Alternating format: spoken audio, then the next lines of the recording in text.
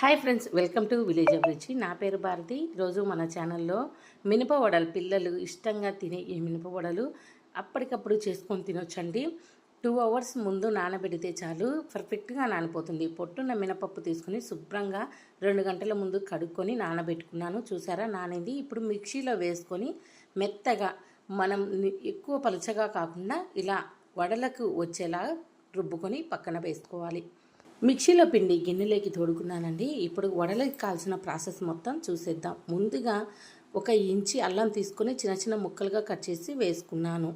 తర్వాత 2 పచ్చిమిర్చి సన్న ముక్కలుగా కట్ చేసి వేసుకున్నాను. అలాగే ఒక పెద్ద సైజు ఆనియన్ కూడా చిన్న చిన్న ముక్కలుగా కట్ చేసుకున్నాను. అలాగే కొద్దిగా కొత్తిమీర కూడా చిన్న చిన్న ముక్కలుగా కట్ చేసి వేసుకున్నాను. కరివేపాకు చిన్న చిన్న ముక్కలు, అలాగే సగం స్పూన్ పసుపు, అలాగే రుచికి సరిపడంత ఉప్పు, చిటికెడు వంట సోడా కూడా వేసుకొని మొత్తం కలిసే విధంగా కలుపుకోవాలి.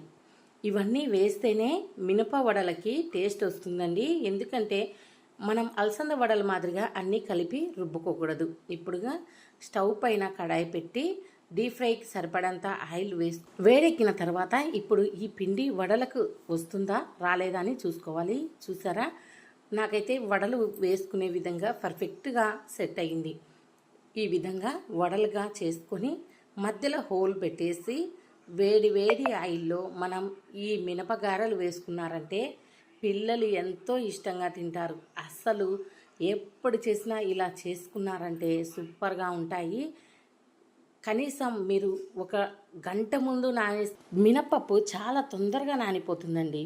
అందుకే మీరు ఎప్పుడైనా తినాలనిపిస్తే ఇలా అప్పటికప్పుడు చేసుకొని తినొచ్చు. అయితే మా ఛానల్ నోటిఫికేషన్ మీకు రావాలంటే సబ్స్క్రైబ్ చేసి, కామెంట్ చేసి, షేర్ చేయండి.